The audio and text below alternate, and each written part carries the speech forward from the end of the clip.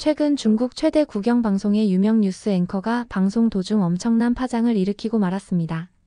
무려 14억 중국인이 보는 생방송에서 한국에 대한 충격적인 발언을 해버린 건데요. 그가 던진 한마디에 중국 전역이 발칵 뒤집혔습니다. SNS는 물론 수많은 중국 미디어가 이 발언을 앞다투어 보도했고 순식간에 수천만 조회수를 기록하며 중국 전역에 큰 화제를 일으켰습니다. 과연 이 앵커는 무슨 말을 했기에 중국 전역이 난리가 난 걸까요? 지금부터 그가 한국에서 경험한 놀랍고도 감동적인 이야기들을 여러분께 생생히 들려드리겠습니다. 그리고 그 여정 끝에 그가 마침내 깨닫게 된 충격적인 진실까지 말입니다. 끝까지 놓치지 마세요. 바로 시작하겠습니다. 저는 중국의 국영방송국 동방TV의 뉴스 앵커 리지안입니다. 뉴스 앵커로 일한 지도 어느새 20년이 넘었네요. 매일 아침 출근해서 방송 준비를 하고 대본을 읽으며 하루를 보내는 평범한 일상입니다. 사람들은 뉴스 앵커가 화려한 직업이라고 생각하지만 사실 대부분의 날들은 조용하고 단조로운 편입니다. 최근 중국에서 SNS를 중심으로 한국에 대한 부정적인 뉴스들이 자주 올라왔습니다. 사무실에서 후배 기자인 리펑이 자주 그런 뉴스를 들고 와서 걱정 어린 표정으로 제게 말하곤 했습니다. 선배, 뉴스 보셨어요? 한국에서 또 중국인 관광객이 식당 출입을 거부당했대요. 리펑은 늘 인터넷에서 떠도는 소식에 쉽게 흔들리는 편이었습니다. 저는 컴퓨터 화면에서 눈을 떼고 살짝 한숨을 쉬며 말했습니다. 그런 뉴스야 매번 있잖아. 그런데 진실이 꼭 그럴까? 가보지 않으면 모르지 않을까? 제 말을 듣자 리펑의 눈이 커지더니 당황한 표정을 지었습니다. 설마 진짜 한국에 가보시겠다는 거예요? 지금 분위기가 정말 안 좋다는데. 리펑의 불안한 표정을 보면서 사실 저도 내심 걱정이 없던 건 아닙니다. 하지만 뉴스를 전하면서 항상 마음 한편에는 의구심이 있었습니다.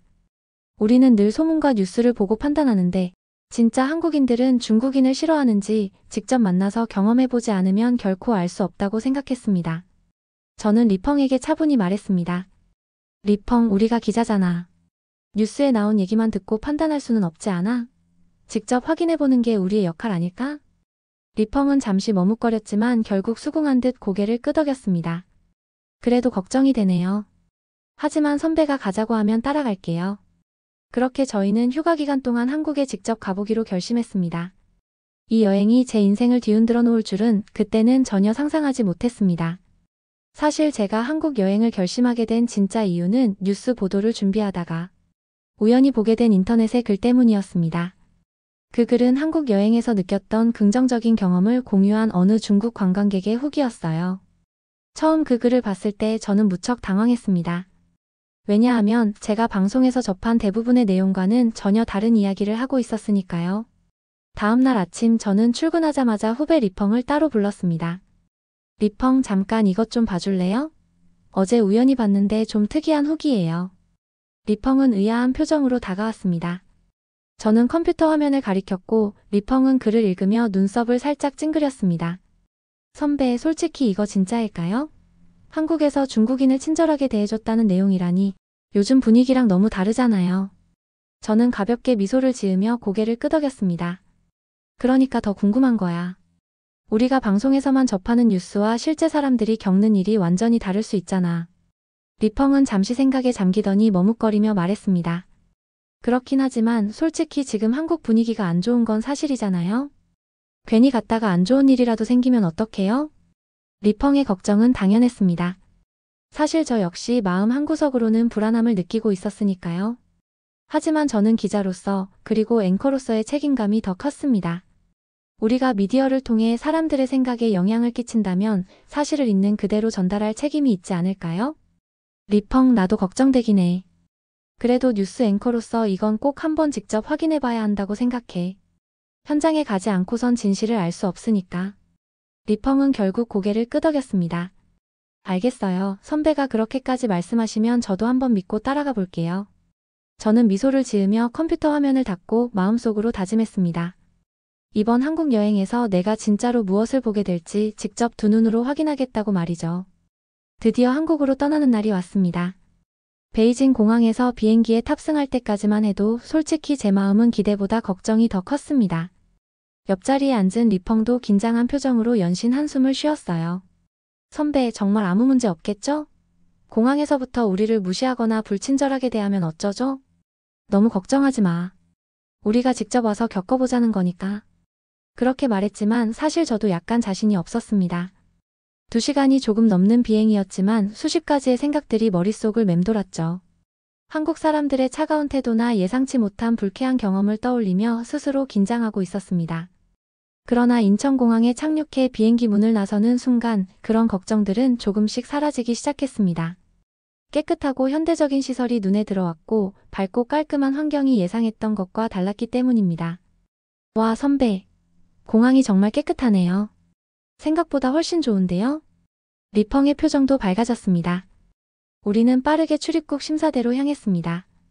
안내판엔 중국어와 영어가 명확하게 쓰여 있었고 자동 출입국 시스템이 우리 앞에 놓여 있었습니다. 약간 긴장했지만 화면 안내에 따라 여권을 스캔하고 지문을 등록하니 금방 입국 절차가 끝났습니다. 이렇게 편리할 줄 몰랐네요. 감탄하는 리펑의 말에 저는 미소를 지었습니다. 그런데 지도를 보며 길을 헤매고 있을 때 한 공항 직원이 웃으며 다가왔습니다. 도움 필요하세요? 그 직원은 친절하게 영어로 수암을 찾는 곳까지 안내해 주었습니다. 길만 가르쳐 주는 게 아니라 직접 동행해서 말이죠. 저는 감사한 마음을 담아 인사했습니다. 정말 고맙습니다. 직원의 환한 미소는 우리가 한국에 대해 가지고 있던 부정적인 생각을 천천히 무너뜨리고 있었습니다. 적어도 지금까지의 경험은 매우 긍정적이었습니다. 공항 문을 나서면서 저는 생각했습니다. 역시 직접 경험해봐야 아는구나. 이제 본격적으로 서울을 경험할 차례였습니다. 인천공항을 빠져나와 서울 시내로 향하기 위해 저와 리펑은 택시를 잡았습니다.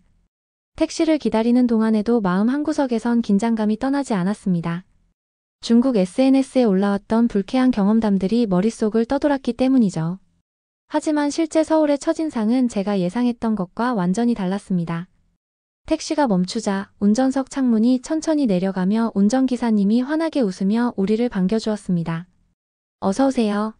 어디로 가실까요? 기사님의 밝은 목소리에 저는 순간 마음이 조금 놓였습니다. 서툰 영어로 호텔 이름을 말하고 택시에 올라탔습니다. 택시 안은 깨끗했고 편안한 향기마저 났습니다. 그때 기사님이 백미러를 통해 저를 보며 말을 걸었습니다. 혹시 중국 분들이신가요? 중국어를 조금 할 줄 알아서요. 그의 서툰 중국어 인사말에 저는 깜짝 놀랐습니다. 니하오. 중국에서 오셨나요? 환영합니다.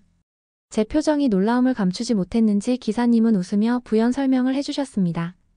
제가 예전에 중국 친구가 있었어요. 그래서 중국어를 조금 배웠어요. 많이 서툴지만 그 작은 친절이 저와 리펑의 긴장감을 녹이고 있었습니다. 옆에 앉아있던 리펑은 제 팔을 툭 치며 속삭였습니다. 선배, 한국 사람들이 우리에게 이렇게 친절할 줄은 몰랐어요. 리펑의 얼굴에 웃음이 번지기 시작했습니다. 저도 미소를 지으며 고개를 끄덕였습니다. 그러게 말이야. 벌써부터 예상이 깨지는 느낌인데 택시 창밖으로 서울의 현대적인 도시 풍경이 펼쳐졌습니다. 높게 솟아오른 빌딩들과 깨끗하게 정돈된 도로를 보면서 저는 이 여행이 단지 일반적인 관광이 아니라 우리의 편견을 다시 돌아보게 하는 의미 있는 시간이 될 수 있겠다는 생각이 들었습니다. 호텔에 도착해 택시에서 내리며 기사님께 감사의 인사를 건넸습니다. 덕분에 편하게 왔습니다. 정말 감사합니다. 기사님은 손을 흔들며 웃음 가득한 얼굴로 말했습니다. 좋은 여행 되세요. 호텔로 걸어 들어가며 저는 리펑과 눈을 마주치고 다시 한번 미소를 지었습니다. 이제 막 한국에서의 여정이 시작되었습니다. 서울에 도착한 다음 날 아침이었습니다. 저는 리펑과 함께 본격적으로 서울 시내를 구경하기로 했습니다. 아침 일찍 일어나 호텔 근처에 있는 조용하고 아늑한 카페로 들어가 여행 일정을 세부적으로 계획하고 있었죠. 카페의 인테리어는 따뜻한 느낌이었고 향긋한 커피 냄새가 마음을 편안하게 해주었습니다.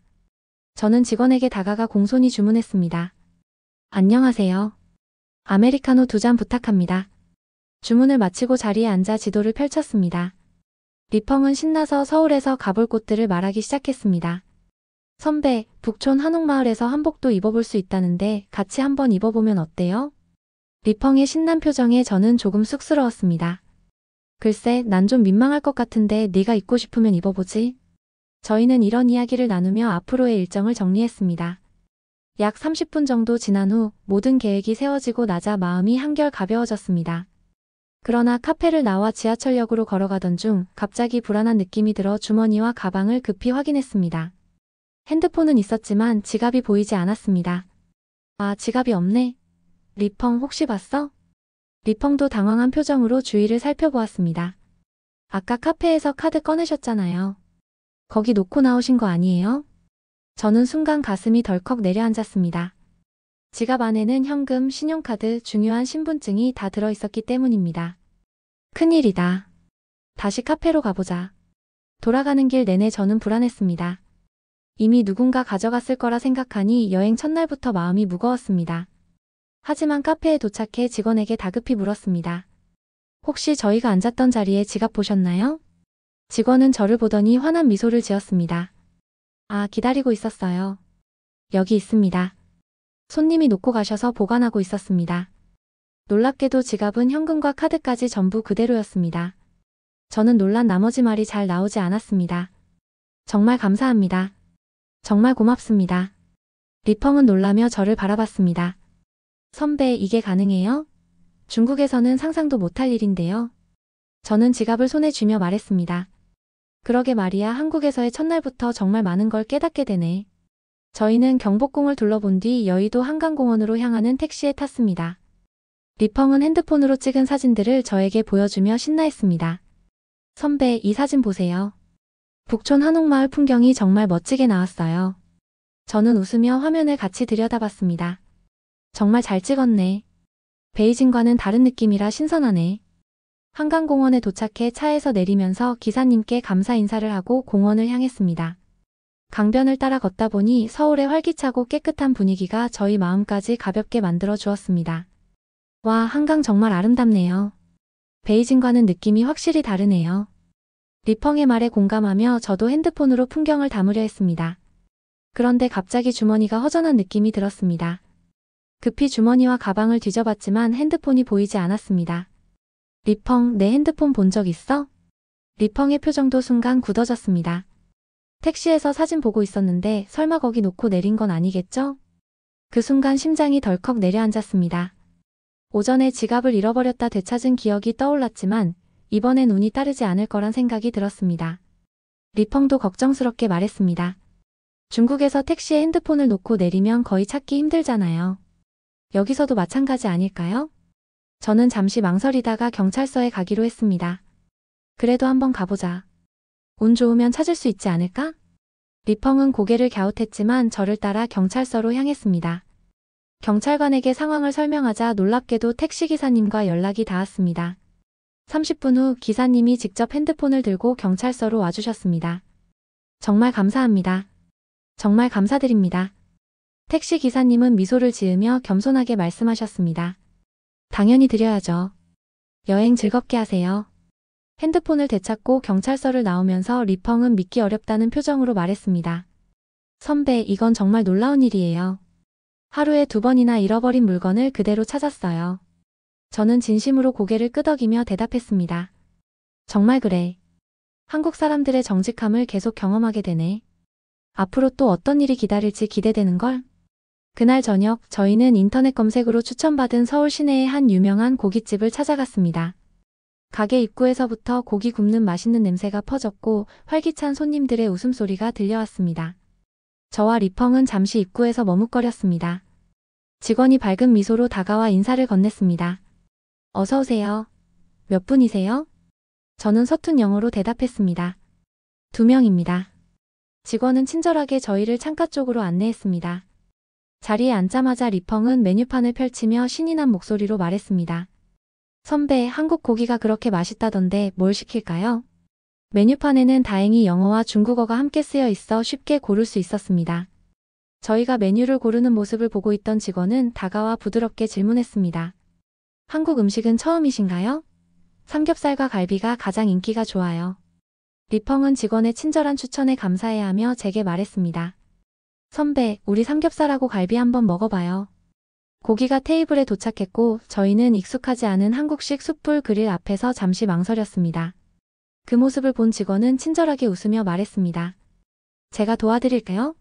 처음엔 어려울 수 있으니까요. 직원은 능숙한 손길로 고기를 올리고 뒤집으면서 친절하게 먹는 방법까지 자세히 설명해 주었습니다. 리펑은 감탄하며 말했습니다. 와, 한국에서는 이렇게 친절하게 다 해주시나요? 중국에선 알아서 다 해야 하는데요. 저는 미소 지으며 고개를 끄덕였습니다. 정말 친절하십니다. 덕분에 좋은 경험하고 있습니다. 직원은 웃으며 조심스럽게 물었습니다. 중국에서 오셨군요. 저희 어머니가 중국 드라마를 아주 좋아하세요. 리펑은 신이 난 얼굴로 제게 작은 목소리로 말했습니다. 선배, 직원분이 우리를 싫어할 거란 생각을 조금이라도 했던 게 정말 미안하네요. 식사를 마치고 나오면서 저는 리펑과 함께 깨달았습니다. 작은 친절이 사람의 마음을 얼마나 크게 움직일 수 있는지 말입니다. 식당 문을 나서며 저는 깊은 숨을 들이마셨습니다.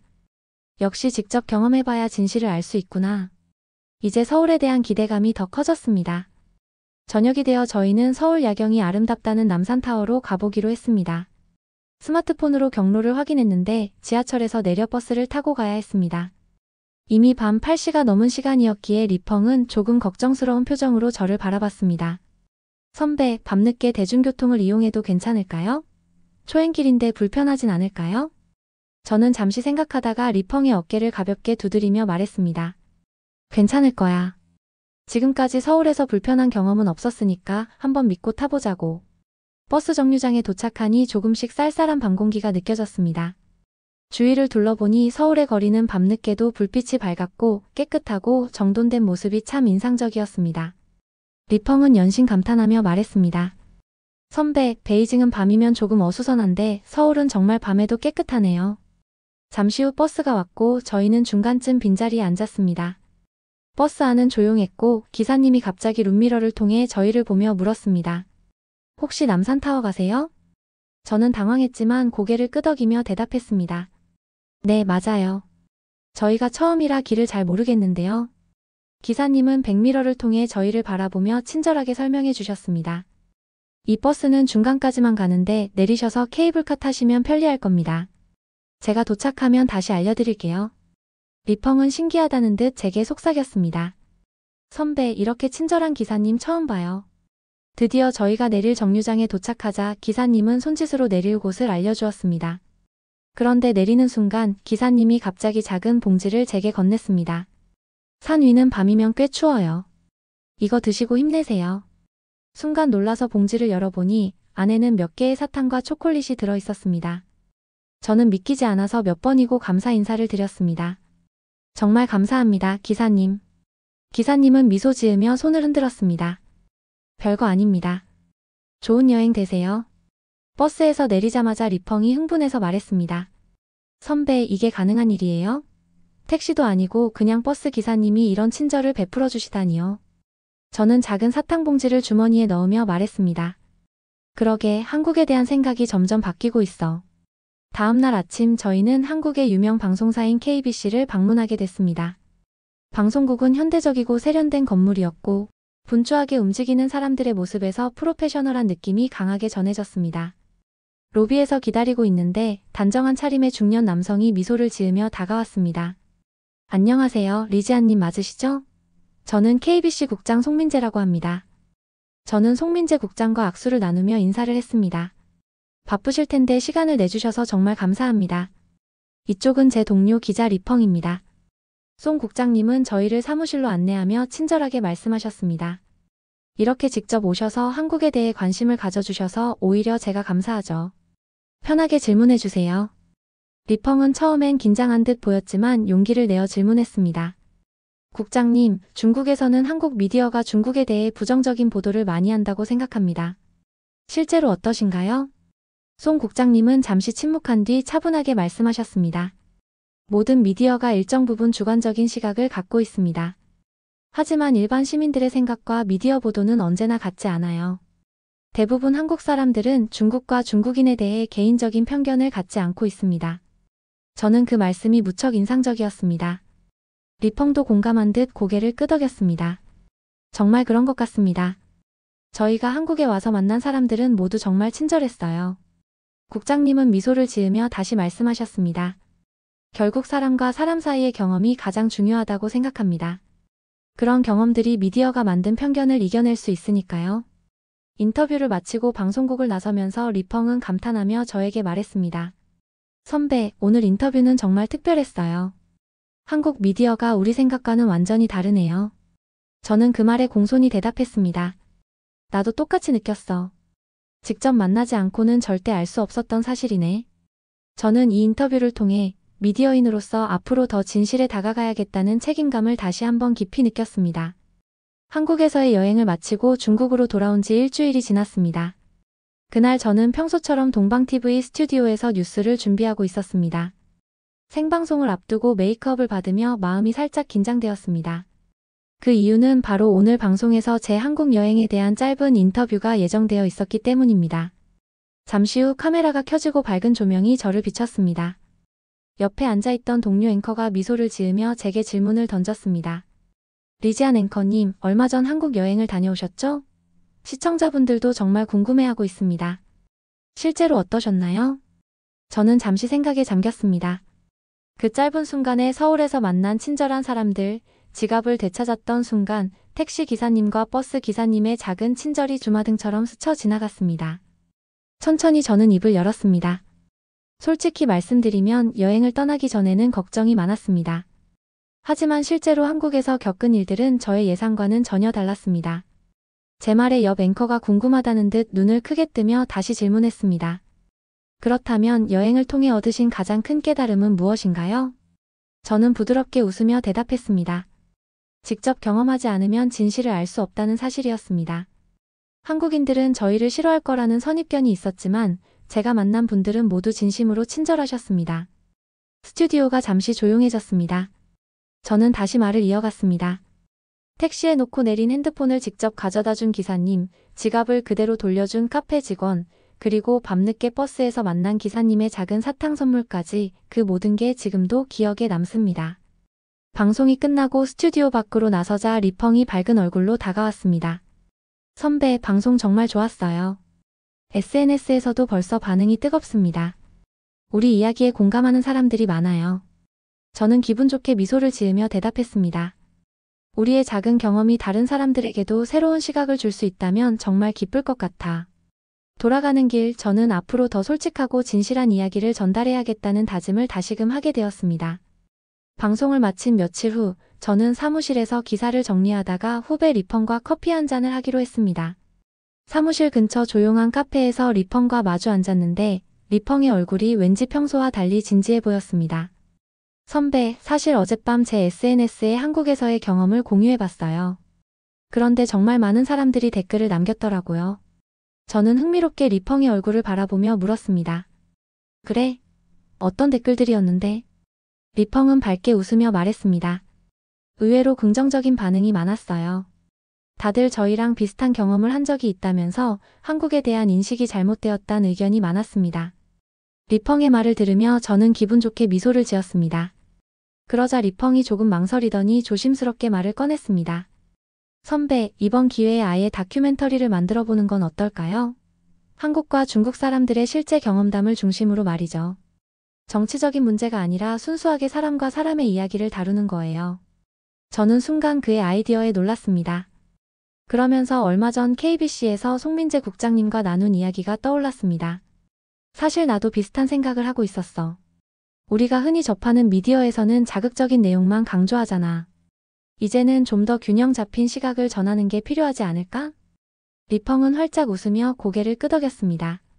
맞아요, 선배. 실제로 우리가 여행에서 만난 사람들의 친절한 모습이 우리에게 큰 감동을 줬잖아요. 그걸 더 많은 사람들에게 알리고 싶어요. 저는 잠시 깊은 생각에 빠졌다가 리펑에게 말했습니다. 좋아, 한번 해보자. 진실한 이야기를 담은 다큐멘터리를 제작해보는 거야. 네가 준비를 시작하면 내가 적극적으로 도와줄게. 리펑은 눈이 반짝이며 말했습니다. 정말 감사합니다, 선배. 잘 해낼 자신 있어요. 카페를 나서면서 저는 가슴이 두근거렸습니다. 작은 여행에서 시작된 경험이 이제는 새로운 도전과 모험의 시작이 되었습니다. 이 다큐멘터리가 어떤 변화를 가져올지 설레는 마음이 들었습니다. 그날 밤 집에 돌아와 여행 가방을 천천히 정리하기 시작했습니다. 옷가지와 기념품을 하나씩 꺼내다 보니 주머니 안쪽에서 무언가가 손에 잡혔습니다. 꺼내보니 남산으로 가던 버스에서 기사님이 건네준 그 작은 사탕 봉지였습니다. 봉지를 바라보며 저는 순간 그때의 기억 속으로 다시 빠져들었습니다. 리펑과 함께 버스에서 내리던 순간 기사님이 따뜻한 미소로 건네준 말이 떠올랐습니다. 밤에 산 위로 올라가시면 많이 추울 거예요. 이거 드시고 조금이라도 따뜻하게 가세요. 저는 그때 작은 친절이 얼마나 큰 감동을 줄 수 있는지 깨달았습니다. 봉지를 열어 사탕 하나를 꺼내 입에 넣었습니다. 달콤한 맛이 입안에 퍼지면서 그 작은 사탕이 의미하는 바를 다시금 곰곰이 생각했습니다. 이 사탕은 단지 작은 선물이 아니었습니다.